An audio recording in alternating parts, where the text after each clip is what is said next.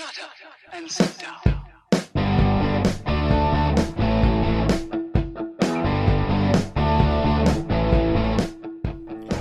Welcome to Being on Stage, the only podcast that gives you motivation, inspiration, and confidence to be better on stage.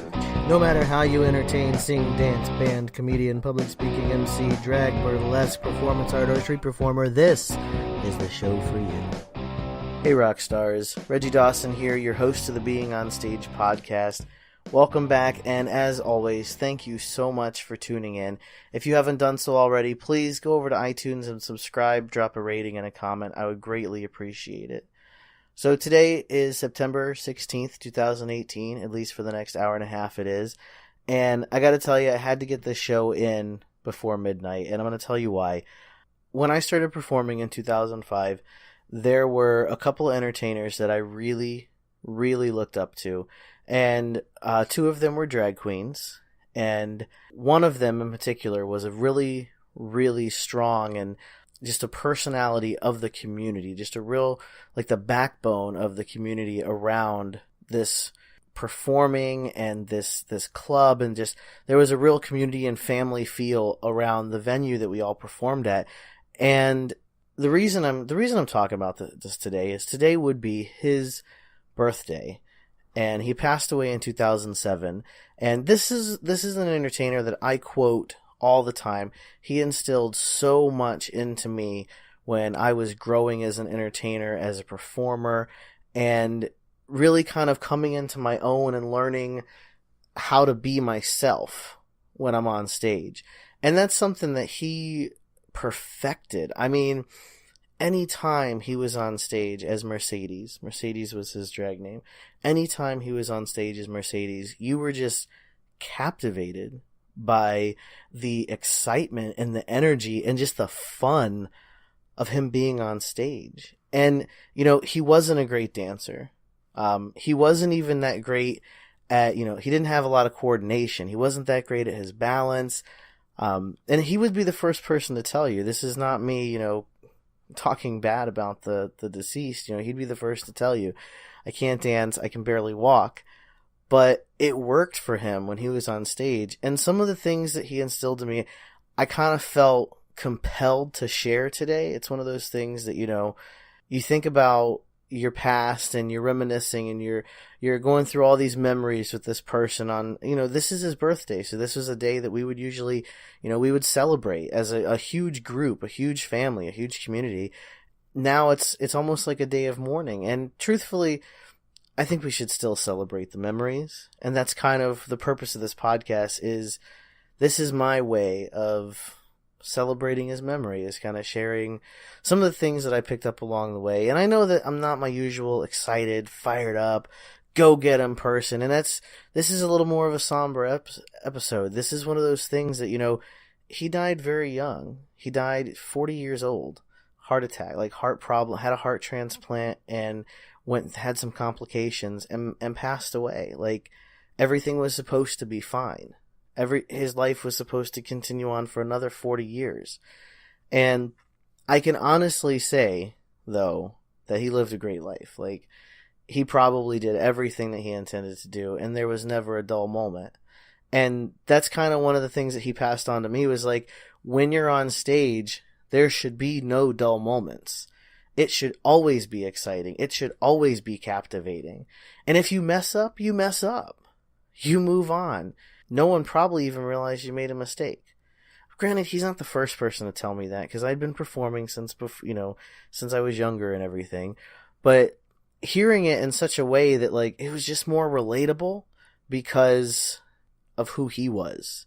And I think that all of us are going to have people in our lives like that, whether it's in performing or, through your professional, your personal life. We're always going to have someone in our life like that gives us the information that we need or the wisdom that we need in a way that is super relatable to us.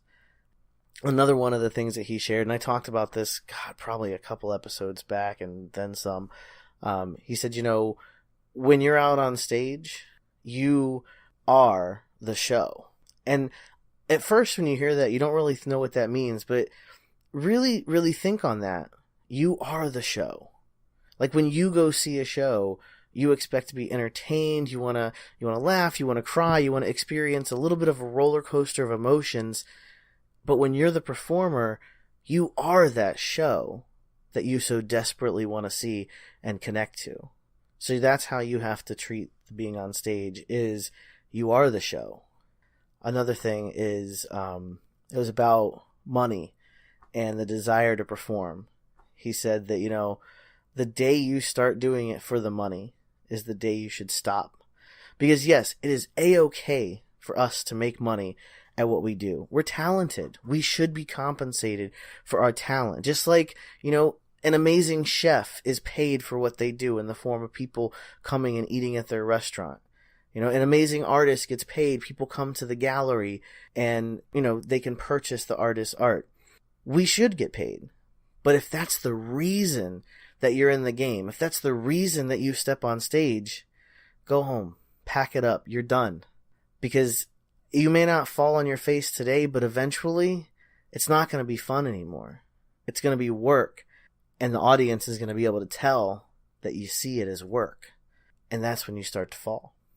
One of the last things I want to share with you, and I'm probably going to keep this one pretty short, just because it is getting late and it is kind of more of a somber, wah episode.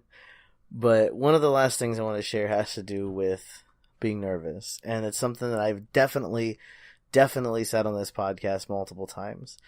Being nervous on stage is a great feeling. It is a wonderful thing to have those nerves.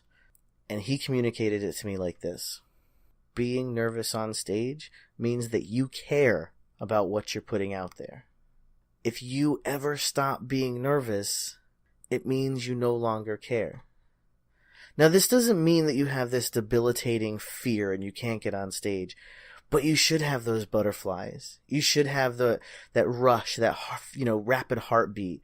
You should have a little bit of the sweaty palms and the hot face. That's your body preparing to go. I talked about it. I don't know. I'll probably talk about it again. Fight or flight. It's along the same lines you hear about in survival mode. You go into fight or flight. Being nervous is that same thing. When you're approached with danger and you're in nature and you're in survival mode, you're either going to fight back and defend yourself or you're going to run away. And depending on the situation, your body will make that decision very quickly. Same thing with performing, except you consciously make the decision of fight or flight. Fight is go out there and just lay it all out. Flight, puke, run away, freeze on stage, hold yourself back. That's not a good thing. Always go out there and fight.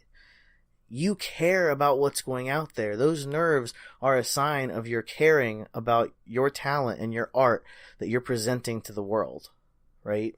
Don't shy away from those nerves. Don't think it means you can't do it. That's a great thing to have, that care about what you're presenting. So listen, I want to wrap up here and say this, and this is one thing that he didn't tell me, but I did learn from him, and that is that when you're performing, any show could be your last. Just kind of let that hang for a bit and keep on shining.